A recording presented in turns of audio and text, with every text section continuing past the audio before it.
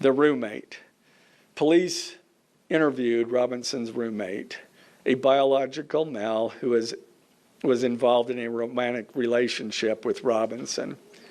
The roommate told police that the roommate received messages from Robinson about the shooting, and he did provide those messages to police.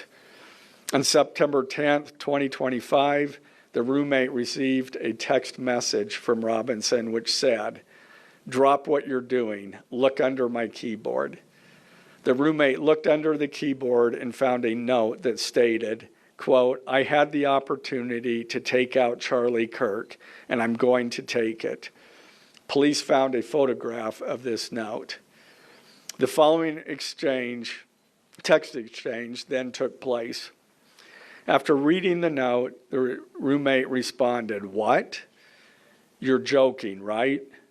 Robinson, "I am still okay, my love, but am stuck in Orem for a little while longer yet. Shouldn't be long until I can come home, but I gotta grab my rifle still. To be honest, I had hoped to keep this secret till I died of old age. I am sorry to involve you." Roommate, "You weren't the one who did it, right?" Robinson, I am. I'm sorry." Roommate, "I thought they caught the person." Robinson, "No, they grabbed some crazy old dude, then interrogated someone in similar clothing. I had planned to grab my rifle from my drop point shortly after, but most of that side of town got locked down.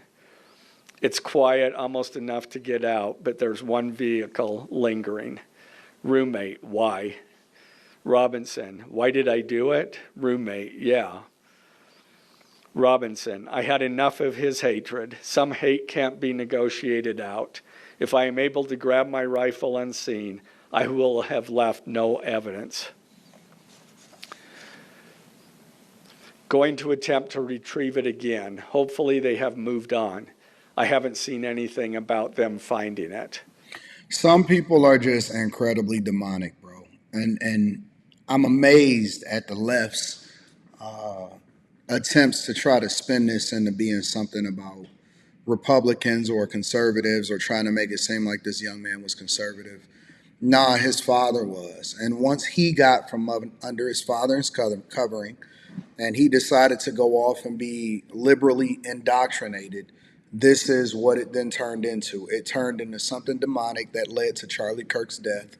And people need to really grasp that and own it and take responsibility for the fact that the liberal is an indoctrination camp. And I don't understand why we continue to give hatred such a huge platform in today's society and won't hold it accountable. And when I see somebody is doing something hatred, like I'll give you an example, right? I'll give you an example. When I had heard, and I know I'm not sure if everybody know about this because you may not be in Michigan or you may not just be familiar.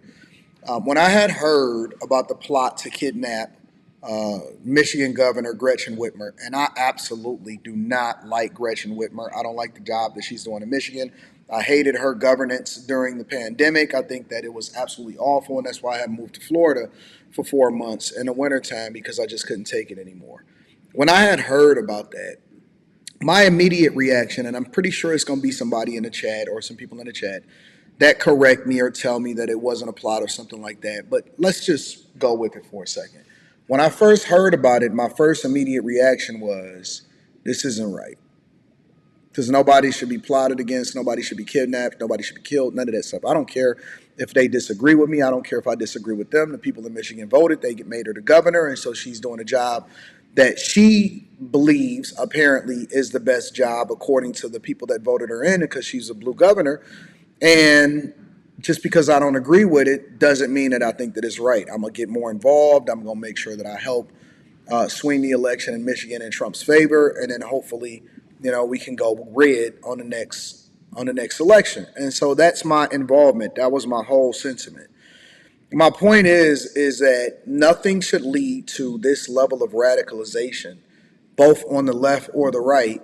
And when it's not acknowledged or it's not recognized so that you can correct the behavior, and everybody keep trying to sweep it under the rug and make this a race issue or make it whatever, so on and so forth, you take away from what you're trying to solve for when it comes to having civilized discussions and debates and people being able to control themselves emotionally and not get butthurt about the fact that they don't agree with somebody, especially somebody whose entire platform was built off of having conversations, debating, and then engaging with young people to try to impact them in a positive way to lead them back to a more conservative value, traditional value, so on and so forth. And so to hear this and to read these text messages, which I did read, but I think that it's different than, it's different hearing them out loud. To hear this is disheartening. It's absolutely disheartening. And to know the additional context is that he did get into a relationship with a biological man pretending to be a woman. And, he wasn't apparently raised that way because his father was fairly conservative. Let's continue with the text messages. Roommate, how long have you been planning this? Robinson, a bit over a week, I believe. I can get close to it, but there is a squad car parked right by it. I think they already swept that spot, but I don't want to chance it.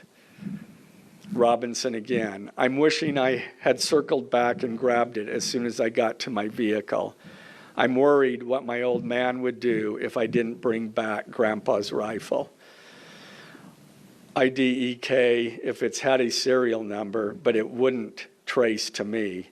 I worry about prints. I had to leave it in a bush where I changed outfits. Didn't have the ability or time to bring it with. I might have to abandon it and hope they don't find prints. How the F will I explain losing it to my old man? Only thing I left was the rifle wrapped in a towel. Remember how I was engraving bullets? The F in messages are mostly a big meme. If I see notice bulge UWU on Fox News, I might have a stroke all right. I'm going to have to leave it. That really effing sucks. Judging from today, I'd say Grandpa's gun does just fine, IDK. I think that was a $2K dollar scope. Wink, wink. Robinson again, delete this exchange. Again, Robinson, my dad wants photos of the rifle. He says Grandpa wants to know who has what. The feds released a photo. Sound like the dad already knew and that he was trying to get him to find out, without saying what was happening. Of the rifle, and it is very unique. He's calling me, RN, not answering. Robinson, since Trump got into office, my dad has been pretty diehard MAGA. Robinson, I'm going to turn myself in willingly. One of my neighbors here is a deputy for the sheriff. Again, you are all I worry about, love. That came from Robinson. Roommate, I'm much more worried about you. Robinson, don't talk to the media, please. Don't take any interviews or make any comments. If any police ask you questions, ask for a lawyer and stay silent. Well, now you know why he wasn't cooperating. It's all demonic, it's all evil, and it's overwhelming evidence. I seen a video of CNN where Montel Williams, I think it's Montel Williams, was defending this guy. And it was absolutely disgusting, but we'll talk about it on the Millionaire Morning Show. Let me know what y'all think inside of the comments. Make sure y'all tap into the Patreon. Link is in the description. Teach Henley, 40% off your first order, 20% off of life. I love you. I appreciate you. I'm going to holler at you guys later. This is so evil, bro. Like, I don't understand how people are celebrating a monster doing monstrous things.